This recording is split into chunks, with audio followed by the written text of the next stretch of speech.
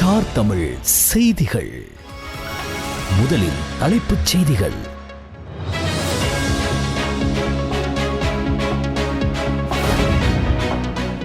யோஷித்த மற்றும் டெய்ஸிக்கு எதிரான வழக்கு ஒத்திவைப்பு.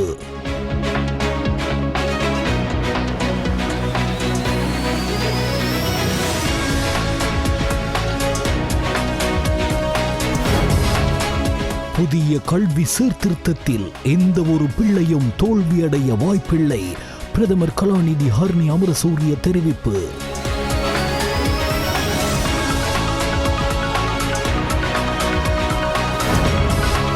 செம்மணி தொடர்பான உண்மைகளை சர்வதேச விசாரணையில் வெளிப்படுத்த தயார் என லான்ஸ் கோப்ரல் சோமரத்ன ராஜபக்ச கூறியிருப்பது இந்த விவகாரத்தில் ஒரு திருப்பு முனை என தமிழ் தேசிய கட்சிகளின் பிரதிநிதிகள் தெரிவிப்பு.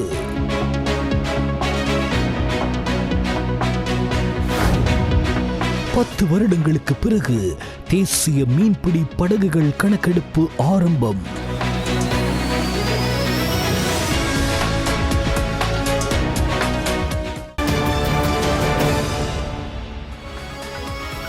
உள்நாட்டுச் செய்திகள்.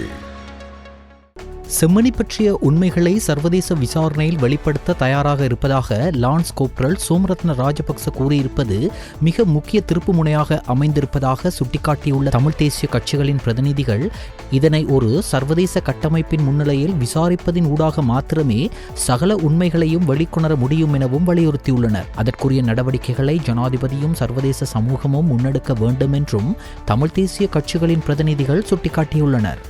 யாழ் செம்மணி மனித புதைக்குழி விவகாரம் தொடர்பில் சர்வதேச விசாரணை ஒன்று முன்னெடுக்கப்படும் பட்சத்தில் அதில் சாட்சியமளிப்பதற்கு தயாராக இருப்பதாக கிருஷாந்தி குமாரசுவாமி படுகொலை வழக்கின் பிரதான குற்றவாளியாக நீதிமன்றத்தினால் தீர்ப்பளிக்கப்பட்ட லான்ஸ் கோப்ரல் சோமரத்ன ராஜபக்ச தெரிவித்திருப்பதாக குறிப்பிட்டு அவரது மனைவி SV விஜய் விக்ரம ஜனாதிபதி அனுரகுமார் திசாநாயக்கவுக்கு கடிதம் ஒன்றை அனுப்பி வைத்துள்ளார்.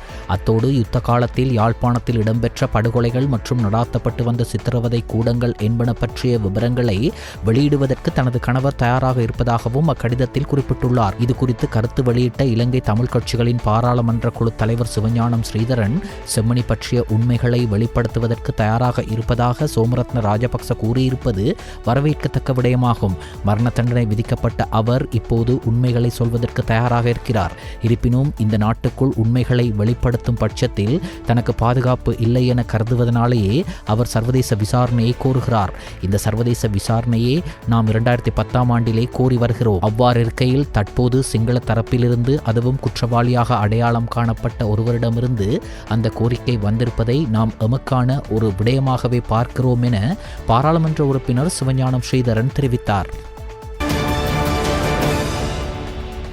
தரமற்ற ஆன்டிபயோட்டிக் தடுப்பூசிகளை இறக்குமதி செய்த சம்பவம் தொடர்பில் தற்போது விளக்கமறியலில் வைக்கப்பட்டுள்ள தடுப்பூசிகளை இறக்குமதி செய்த நிறுவனத்தின் உரிமையாளர் சுதத் ஜானக பெர்னாண்டோ தாக்கல் செய்துள்ள பிணை மனு கோரிக்கை தொடர்பான உத்தரவை ஆகஸ்ட் 7 அறிவிக்கவுள்ளதாக கொழும்பு மேல் நீதிமன்றம் உத்தரவிட்டுள்ளது. இந்த பிணை மனு மீதான உத்தரவு இன்று அறிவிக்க திட்டமிடப்பட்டிருந்தது. இருப்பினும் குறித்த உத்தரவு எதிர்வரும் 7 அறிவிக்கப்படும் என்று கொழும்பு மேல் நீதிமன்ற நீதிபதி இந்திரிகா காலிங்கவங்ஷ அறிவித்தார். இலங்கைக்கு தரமற்ற ஆன்டிபயோட்டிக் தடுப்பூசிகளை இறக்குமதி செய்ததாக கூறப்படும் சம்பவம் தொடர்பில் கைது செய்யப்பட்ட முன்னாள் சுகாதார அமைச்சர் கெஹலிய ரம்புக்வெல்ல உள்ளிட்ட தரப்பினருக்கு எதிராக 3 அடங்கிய மேல் நீதிமன்ற அமர்வு முன்னிலையில் வழக்கு தாக்கல் செய்யப்பட்டுள்ளது. மேற்படி சம்பவத்தில் தடுப்பூசிகளை இறக்குமதி செய்த நிறுவனத்தின் உரிமையாளர் சுதத் ஜனக பெர்னாண்டோ முதல் சந்தேக நபராக பெயரிடப்பட்டுள்ளார். தான் சுமார் 1.5 வருடங்களாக விளக்கமறியலில் வைக்கப்பட்டுள்ளதாகவும் தனக்கு மாளிகாகந்த நீதவான் நீதிமன்றம் பிணை வழங்க மறுத்துள்ளதாகவும் சந்தேக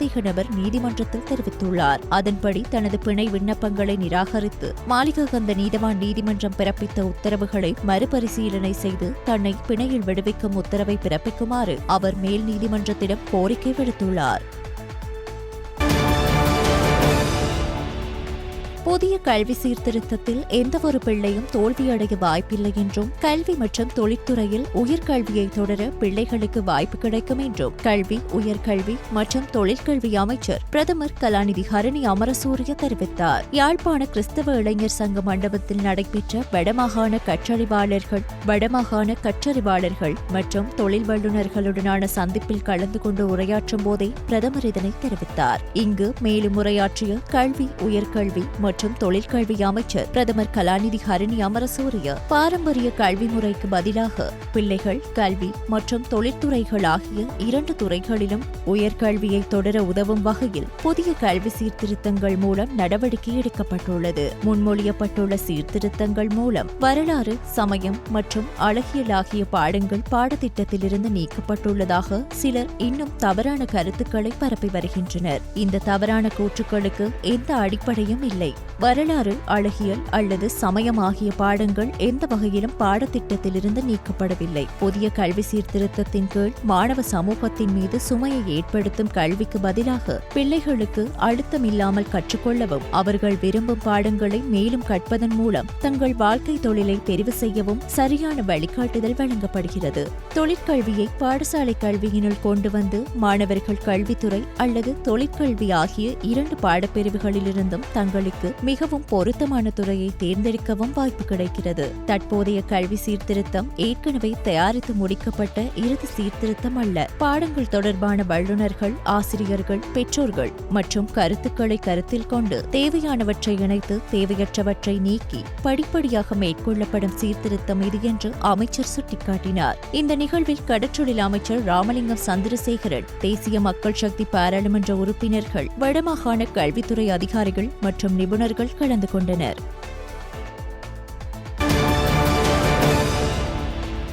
முன்னாள் ஜனாதிபதி மஹிந்த ராஜபக்ஷவின் மகன் யோஷித ராஜபக்ஷ மற்றும் அவரது பாட்டி டெய்சி ஃபாரஸ்ட் ஆகியோருக்கு எதிராக பண மோசடி தடுப்பு சட்டத்தின் கீழ் தாக்கல் செய்யப்பட்ட வழக்கு விசாரணைகளை அக்டோபர் 29 வரை கொழும்பு மேல் நீதிமன்றம் ஒத்திவைத்துள்ளது.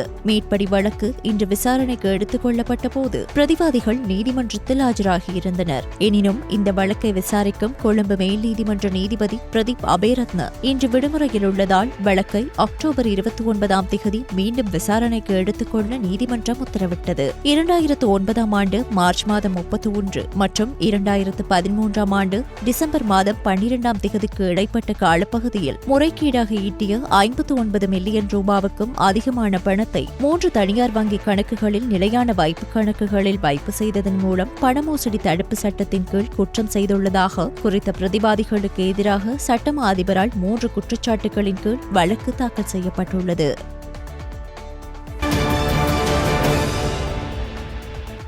பொலிஸ்மா அதிபர் TMW தேசபந்து தென்னக்கோனை 2002 ஆண்டின் 5ஆம் இலக்க அலுவலர்களை அகற்றுதல் நடவடிக்கை முறை சட்டத்தின் பிரகாரம் பதவி நீக்கம் செய்யும் தீர்மானத்தை நிறைவேற்றுவது தொடர்பான விவாதம் நாளை செவ்வாய்க்கிழமை நடைபெறவுள்ளது.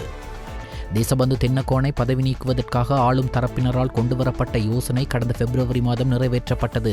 குறித்த யோசனையில் முன்வைக்கப்பட்ட குற்றச்சாட்டுக்களை விசாரணை செய்து விதப்புரைகளை முன்வைப்பதற்கு சபாநாயகர் ஜகத் விக்ரமரட்ன 2002 ஆண்டின் 5ஆம் இலக்க அலுவலர்களை அகற்றுதல் நடவடிக்கை முறை சட்டத்தின் பிரகாரம் தற்போதைய பிரதம நீதியரசர் PP சூரசேன தலைமையில் சிறப்பு குழு ஒன்றை நியமித்தார். நீதியரசர் NP இத்தவேல, தேசிய போலீஸ் ஆணைக்குழுவின் தலைவர் லலித் ஏகநாயக்க ஆகியோர் இந்த குழுவில் இணை உறுப்பினர்களாக நியமிக்கப்பட்டனர். இந்த குழு சுமார் 1.5 மாத காலமாக கூடியது. குழுவில் தேசபந்து தென்னக்கோன் முன்னிலையாகியிருந்தார். முன்வைக்கப்பட்ட குற்றச்சாட்டுகளில் 2023 அன்று மாத்திர வெலிகம W15 ஹோட்டல் மீது நடாத்தப்பட்ட துப்பாக்கிச் சூட்டு சம்பவம் குறித்து விரிவாக ஆராயப்பட்டது. இந்த சம்பவம் தொடர்பில் குழுவின் முன்னிலையில் 30 பேர் சாட்சியம் அளித்திருந்தனர். சிறப்பு குழு இறுதி விதப்புரை அறிக்கையை சபாநாயகரிடம் கையளித்திருந்த நிலையில் அறிக்கையின் சாராம்சத்தை சபாநாயகர் கடந்த மாதம் 22 பாராளுமன்றத்திற்கு சமர்ப்பித்தார். சிறப்பு குழுவின் விதப்புரையில் பொலிஸ்மா அதிபர் தேசபந்து தென்னக்கோன் குற்றவாளி என்று ஏகமனதாக அறிவிக்கப்பட்டு அவரை பதவியிலிருந்து நீக்குமாறு பரிந்துரைக்கப்பட்டுள்ளது. இதற்கமைவாகவே நாளைய தினம் முதல்கட்ட விவாதம் நடைபெற உள்ளது. இலங்கையின் பெண் செயற்பாட்டாளர்களால் ஏற்பாடு செய்யப்பட்ட கொழும்பு 7 சர்வதேச பெண்கள் சங்க மண்டபத்தில் நடைபெற்ற நீதி தேடும் பெண்கள் நமது கடந்த காலமும் எதிர்காலமும் கண்காட்சியை பிரதமர் கலாநிதி ஹரணி அமரசூரிய பார்வையிட்டார். இந்த கண்காட்சியில் வலிந்து காணாமல் ஆக்கப்பட்ட சம்பவங்கள், நிலங்களை இழந்தமை, கட்டாய இடம்பெயர்வு மற்றும் பாலின அடிப்படையிலான வன்முறைகளுக்கு எதிராக நிற்கும் பெண் செயற்பாட்டாளர்களின் ஒலி மற்றும் கலைநயமான படைப்புகள் காட்சிப்படுத்தப்பட்டிருந்தன. நாட்டின் நாட்டின் பல்வேறு மாகாணங்களில் செயலூக்கமுள்ள பெண் செயற்பாட்டாளர்களின் ஒத்துழைப்பை காட்சிப்படுத்துவதே இந்த கண்காட்சியின் முக்கிய நோக்கமாக இருந்தது. இலங்கையில் பெண்களின் நீதிக்கான போராட்டத்தை நிலைப்படுத்துதல், நல்லிணக்கம் மற்றும் சமாதானத்தை ஏற்படுத்துவதற்காக மேற்கொள்ளப்பட்ட ஆராய்ச்சி திட்ட ஓர் அங்கமாக இந்த கண்காட்சி நடைபெற்றது. இந்த ஆராய்ச்சி திட்டத்தின் தலைவர் ஆக்ஸ்போர்ட் புரூக்ஸ் பல்கலைக்கழகத்தின் அபிவிருத்தி மற்றும் அவசரகால பயிற்சி மையத்தின் மனித உரிமைகள் தொடர்பான சிரேஷ்ட விரிவுரையாளர் கலாநிதி ஃபரா மெஹ்லார் அவர்களும் இந்நிகழ்வில் கலந்து கொண்டார்.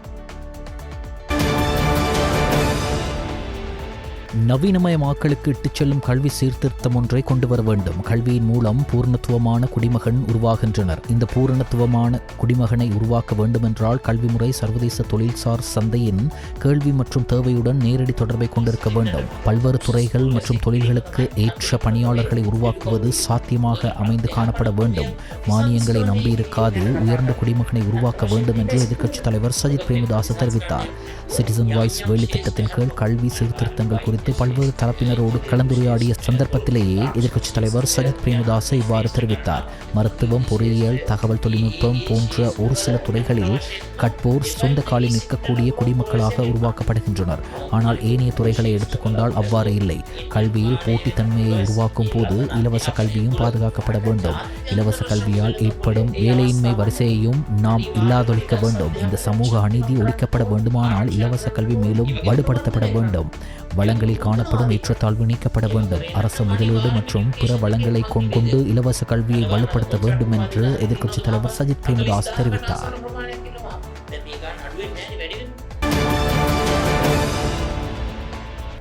சுகாதார அமைச்சின் வைத்திய பிரிவின் நடவடிக்கை காரணமாக நாட்டில் 23,000க்கும் மேற்பட்ட வைத்தியர்களின் இடமாற்றங்களில் சிக்கல்கள் எழுந்துள்ளதாக அரச மருத்துவ அதிகாரிகள் சங்கம் தெரிவித்துள்ளது. தர வைத்தியர்களின் வருடாந்திர இடமாற்றங்கள் தொடர்பாக பல கடுமையான சிக்கல்கள் எழுந்துள்ளன. அதன்படி சுகாதார அமைப்பில் தேவையற்ற சிக்கல்கள் உருவாக்கப்படுவதாகவும் சங்கத்தின் ஊடக பேச்சாளர் வைத்தியர் சமில் விஜயசிங்க தெரிவித்தார். இந்த இடமாற்ற நடைமுறைகள் நிறுவன குறியீட்டில் தெளிவாக குறிப்பிடப்பட்டுள்ளதாக கூறிய வைத்தியர் சமில் விஜயசிங்க, சுகாதார அமைச்சின் வைத்திய சேவைகள் பிரிவின் தன்னிச்சையான செயற்பாடுகள் காரணமாக இந்த சிக்கல்கள் இப்போது எழுந்துள்ளன என்றும் கூறினார்.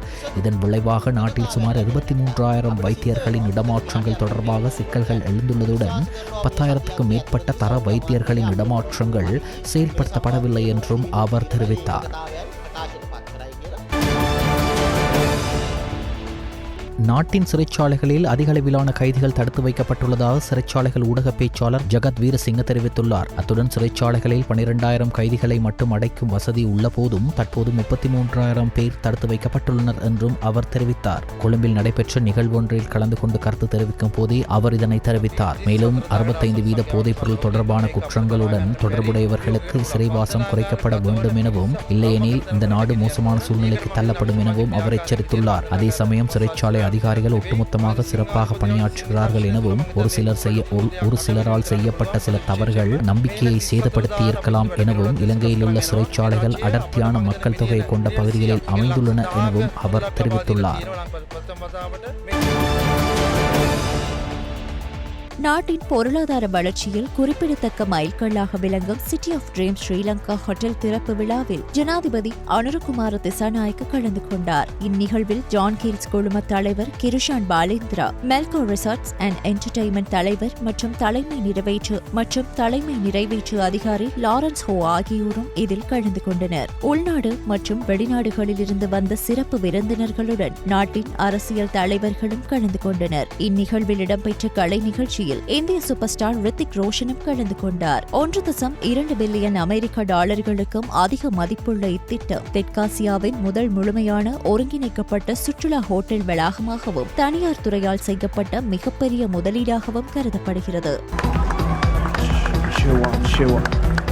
Hello everyone. Thank you for the wonderful words. Thank you so much for such a warm welcome. I wish I could see more faces than phones right now, but thank you. It's an honor, really, to be here in the city of such beauty, spirit, and strength. I would like to start by thanking all the people of Sri Lanka for giving me so much love through all these years. Thank you. Sri Lanka is known not just for its stunning landscapes and heritage, but it's known across the world for its heart and its spirit. And Colombo, you are the beating heart of Sri Lanka. Thank you. तुमसे प्यार है कि तुमसे प्यार 2024 ஆண்டு June மாதத்துடன் ஒப்பிடுகையில் 2025 ஆண்டு June மாதத்தில் இலங்கையின் ஆடை ஏற்றுமதி 5.2% உயர்ந்துள்ளதாக கூட்டு ஆடை சங்கங்களின் மன்றம் அறிவித்துள்ளது. இந்த வளர்ச்சி ஐரோப்பிய ஒன்றியம் மற்றும் ஐக்கிய ராஜ்ய சந்தைகளில் ஏற்பட்ட வலுவான வணிக லாபத்தினால் ஏற்பட்டதாகவும் எதிர்பார்த்ததை விட அதிகமான மதிப்பில் பொருட்கள் ஏற்றுமதி செய்யப்பட்டுள்ளதாகவும் கூறப்பட்டுள்ளது.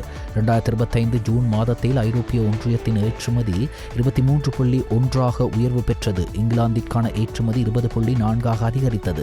இதன் அடிப்படையில் 2025 ஆண்டின் முதல் 6 மாதங்களில் இலங்கையின் மொத்த ஆடை ஏற்றுமதி 8.95% அதிகரித்துள்ளதாக மன்றம் தெரிவித்துள்ளது. இந்த வளர்ச்சி உலக சந்தையில் மீண்டும் இடம் பிடிக்க இலங்கை ஆடைத்துறை மேற்கொண்டு வரும் முயற்சிகளுக்கான சிறந்த சான்றாகவும் கருதப்படுகிறது.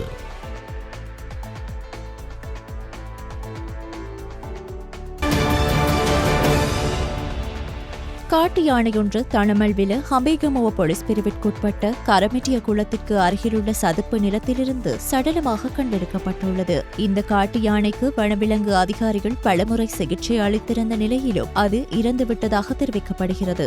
மரணத்திற்கான குறிப்பிட்ட காரணம் எதுவும் வெளியிடப்படவில்லை என்பதோடு யானைக்கு பிரேத பரிசோதனையும் செய்யப்படவுள்ளது. சம்பவம் தொடர்பில் ஹம்பேகமுவ போலீஸ் நிலைய அதிகாரிகள் மற்றும் வனவிலங்கு அதிகாரிகள் மேலதிக விசாரணைகளை மேற்கொண்டு வருகின்றனர். ஹம்பாந்தோட்டை சினுக்குகள பகுதியில் காட்டு யானை தாக்கியதில் சிறுமியொருவர் உயிரிழந்துள்ளார். தரம் 2 கல்வி பயின்று வந்த 7 வயது சிறுமியொருவரை இவ்வாறு உயிரிழந்துள்ளார். காட்டு யானையின் தாக்குதலால் பலத்த காயமடைந்த அவரது தந்தையும் ஹம்பாந்தோட்டை பொது வைத்தியசாலையில் அனுமதிக்கப்பட்டுள்ளார். காலை 6 மணியளவில் தனது தந்தையுடன் விவசாய நிலத்துக்கு சென்றிருந்த போது காட்டு யானையின் தாக்குதலுக்கு இலக்காகியுள்ளார். பாடசாலை விடுமுறை நாள் என்பதால் தனது தந்தையுடன் விவசாயத்தில் ஈடுபட்டிருந்த போது கிராமத்திற்கு வந்த ஒரு காட்டு யானை அவர்கள் இருவரையும் தாக்கியதாக கூறப்படுகிறது. கட்டுநாயக்க விமான நிலையத்தின் வெளிநாடு சுற்றுலா பயணிகளுக்கு தற்காலிக சாரதி அனுமதி பத்திரம் வழங்கும் நடவடிக்கைகள் நேற்று முதல் ஆரம்பமாகியுள்ளது. இந்நடவடிக்கைகளுக்காக கட்டுநாயக்க விமான நிலையத்தில் ஒரு சிறப்பு கர்மபீடம் போக்குவரத்து மற்றும் நெடுஞ்சாலைகள் அமைச்சர் பிமல் ரத்நாயக்க அவர்களால் திறந்து வைக்கப்பட்டது.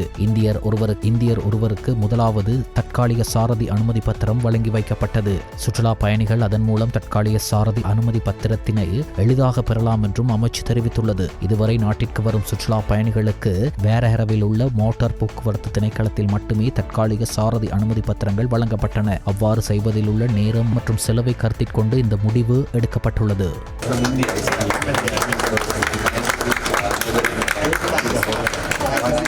That I can get the driver's license from Sri Lanka and I can visit your country. This is great that this is possible right now on the airport. Thank you very much, Sri Lanka.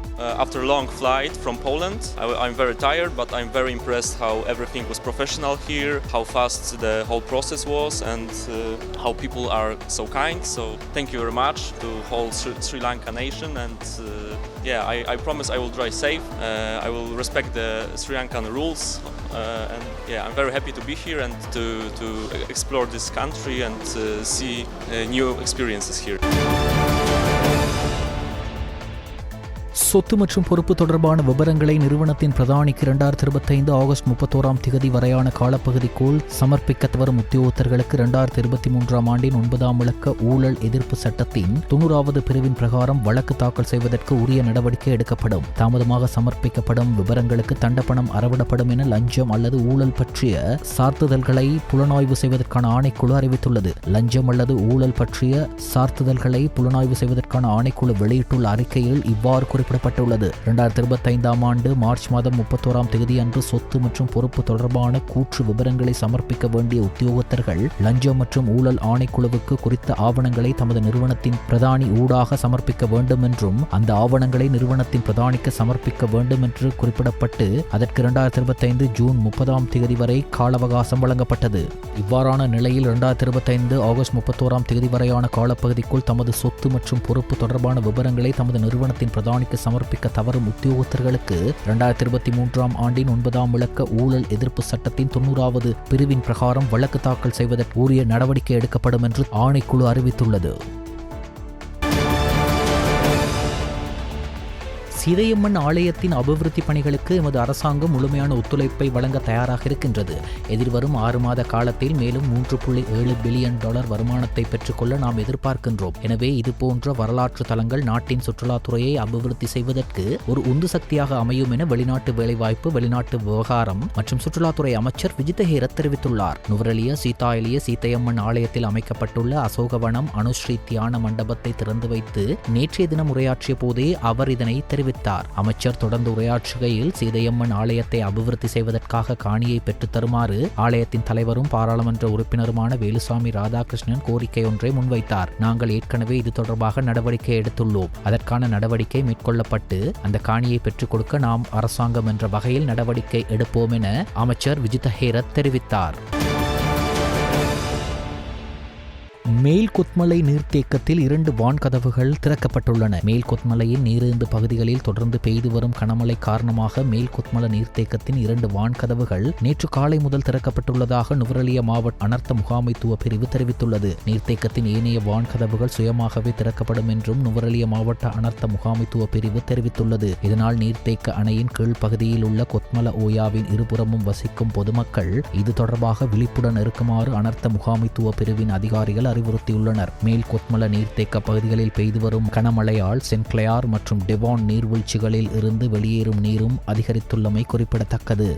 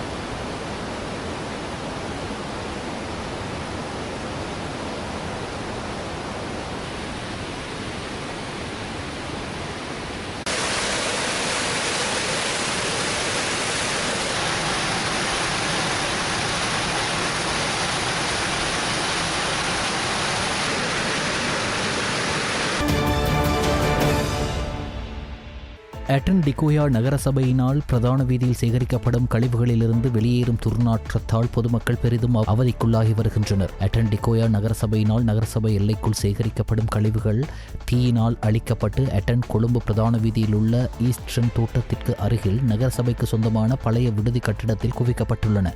Attend நகரசபையிலிருந்து சேகரிக்கப்படும் கழிவுகளும் அந்த இடத்தில் கொண்டுவரப்பட்டு குவிக்கப்பட்டுள்ளன.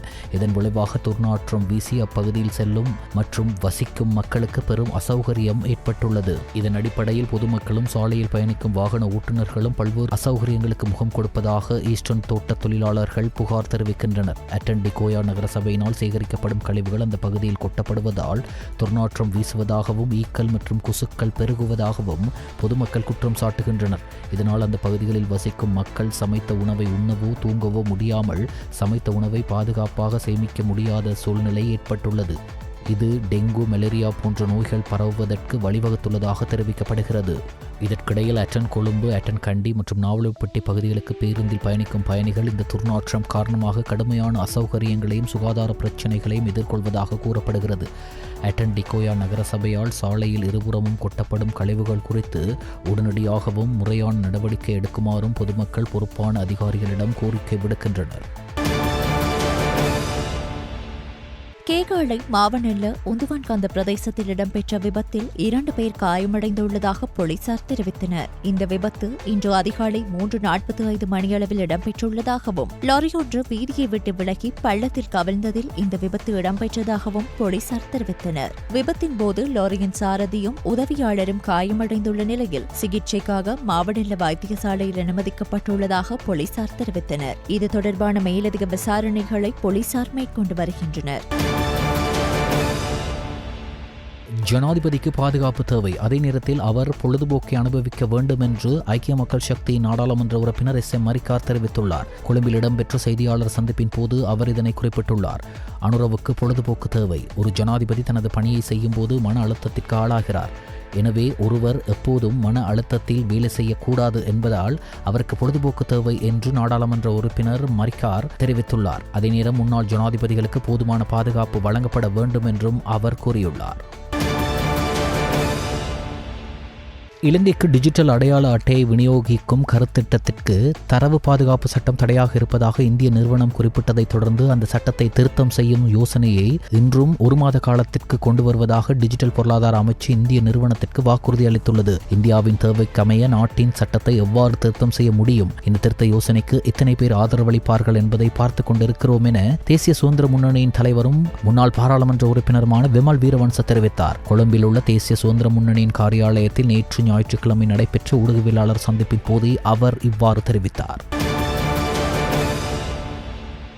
கம்பஹவிலிருந்து கொழும்பு உள்ளிட்ட ஏனைய பல பகுதிகளுக்கு செல்லும் தனியார் பேருந்துகள் பணிப்புறக்கணிப்பில் ஈடுபட்டுள்ளன. கம்பஹவிலிருந்து கொழும்பு உள்ளிட்ட பல இடங்களுக்கு செல்லும் தனியார் பேருந்துகளுக்கு சில இடங்களில் நிறுத்துவதற்கு அனுமதி வழங்காமைக்கு எதிர்ப்பு தெரிவித்தே இந்த பணிப்புறக்கணிப்பு முன்னெடுக்கப்படுவதாக கம்பஹ தனியார் பேருந்து உரிமையாளர்கள் சங்கம் தெரிவித்துள்ளது.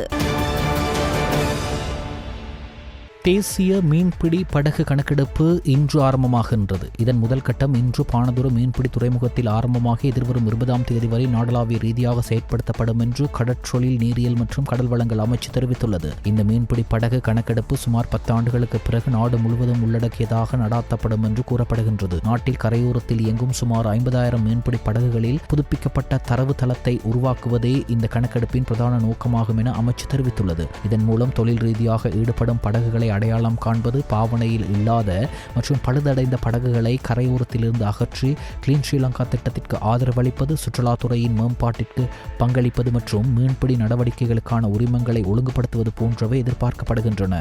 இந்த கணக்கெடுப்பு பல கட்டங்களாக நடைபெறவுள்ளது.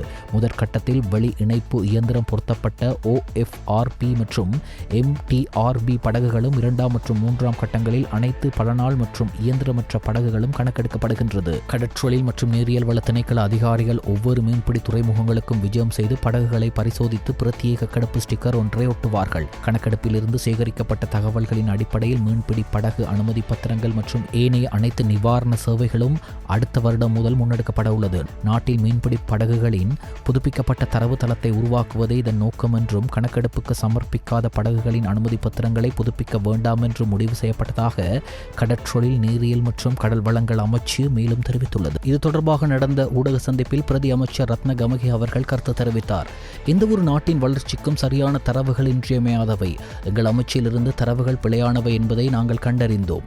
அதனால்தான் இந்த கணக்கெடுப்பின் மூலம் ஒரு துல்லியமான தரவு தளத்தை உருவாக்க நாங்கள் முடிவு செய்தோம். இந்த கணக்கெடுப்பு பல கட்டங்களாக நடைபெறுகிறது.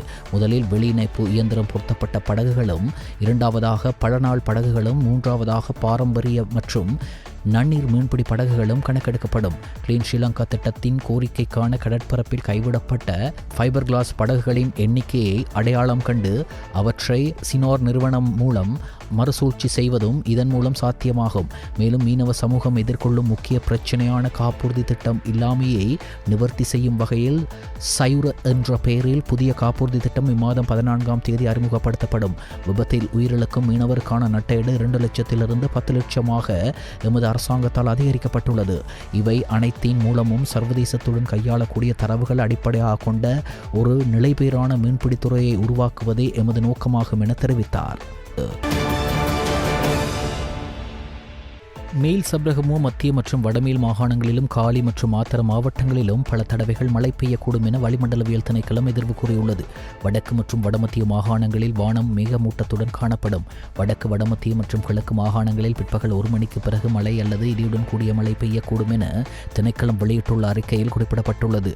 வடக்கு வடமத்திய கிழக்கு மற்றும் சப்ரகமோ மாகாணங்களிலும் கண்டி மற்றும் நுவரெலியா மாவட்டங்களிலும் சில இடங்களில் 50 மில்லிமீட்டருக்கும் அதிகமான ஓரளவு பலத்த மழை வீழ்ச்சி பதிவாகக்கூடும்.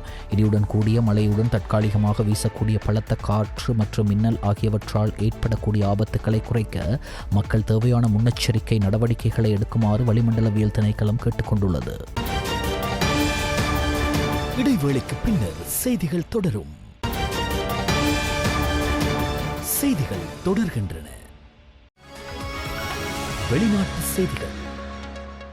உக்ரைனுக்கு எதிரான போரில் ரஷ்யாவுக்கு இந்தியா மறைமுகமாக நிதியுதவி செய்து வருவதாக அமெரிக்கா குற்றம் சாட்டியுள்ளதாக சர்வதேச ஊடகங்கள் தெரிவித்துள்ளன. ரஷ்யாவிடமிருந்து ராணுவ உபகரணங்கள் மற்றும் அதிக எண்ணெய் பொருட்களை வாங்குவதால் இந்தியாவுக்கு 25% வரியை விதிப்பதாக அமெரிக்க ஜனாதிபதி டொனால்ட் ட்ரம்ப் அறிவித்திருந்தார். இந்த அறிவிப்பு ஆகஸ்ட் 7ஆம் தேதி முதல் அமலுக்கு வரவுள்ளதாகவும் தெரிவிக்கப்பட்டது. அமெரிக்காவின் இந்த நடவடிக்கையை தொடர்ந்து ரஷ்யாவிடமிருந்து எண்ணெய் பொருட்கள் கொள்முதலை இந்தியா குறைத்துவிட்டதாக கூறப்பட்டது. ஆனால் அப்படி ஏதுமில்லை. ரஷ்யாவிடமிருந்து வழக்கம் போல எண்ணெய் பொருட்கள் கொள்முதல் செய்யப்பட்டு வருவதாக இந்திய மத்திய அரசு தரப்பில் தெரிவிக்கப்பட்டுள்ளது. இந்த நிலையில் உக்ரைனுக்கு எதிரான போரில் ரஷ்யாவுக்கு இந்தியா மறைமுகமாக நிதியுதவி செய்து வருவதாக அமெரிக்க ஜனாதிபதி டிரம்பின் ஆலோசகர் ஸ்டீஃபன் மில்லர் குற்றம் சாட்டியுள்ளார். இது தொடர்பில் அவர் மேலும் தெரிவிக்கையில், ரஷ்யாவிடமிருந்து எண்ணெய் பொருட்களை வாங்குவதன் மூலம் இந்தியா உக்ரைனுக்கு எதிரான போருக்கு நிதியளிப்பது ஏற்றுக்கொள்ள முடியாதது என்று ட்ரம்ப் தெளிவாக கூறியுள்ளார் என்று தெரிவித்துள்ளார். ஆப்பிரிக்காவின் எத்தியோப்பியாவிலிருந்து கடல் மார்க்கமாக பயணித்த அகதிகள் படகு கவிழ்ந்ததில் 64 பேர் உயிரிழந்துள்ளனர். மத்திய தரைக்கடலில் ஏமன் கடற்பகுதியில் சென்று கொண்டிருந்த போதே குறித்த படகு கடலில் கவிழ்ந்தது. சம்பவத்தை அறிந்தவுடன் ஏமன் கடற்படையினர் விரைந்து சென்று மீட்பு பணியில் ஈடுபட்டனர். பணியின் போது 12 அகதிகள் உயிருடன் மீட்கப்பட்டுள்ளனர். ஆனாலும் 68 பேர் கடலில் மூழ்கி உயிரிழந்துள்ளதோடு 74 பேர் காணாமல் போயுள்ளதாகவும் காணாமல் போனவர்களை தேடும் பணிகள் தீவிரமாக்கப்பட்டுள்ளதாகவும் தெரிவிக்கப்படுகிறது. அதேவேளை காணாமல் போன 74 பேரும் உயிருடன் இருப்பார்களா என்பது சந்தேகம்தான் என்று அதிகாரிகள் தெரிவித்தனர்.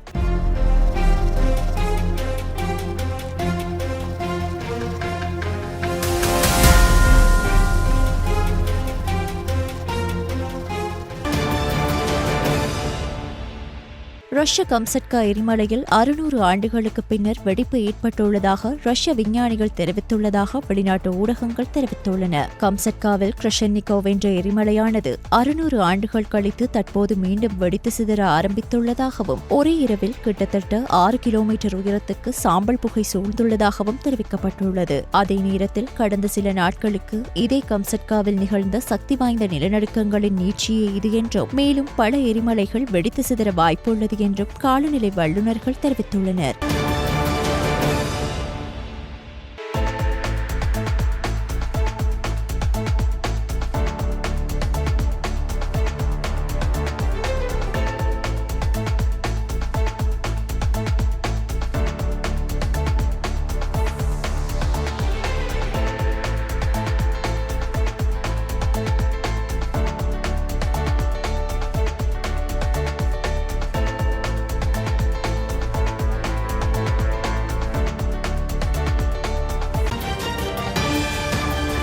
இடைவேளைக்கு பின்னர் செய்திகள் தொடரும்.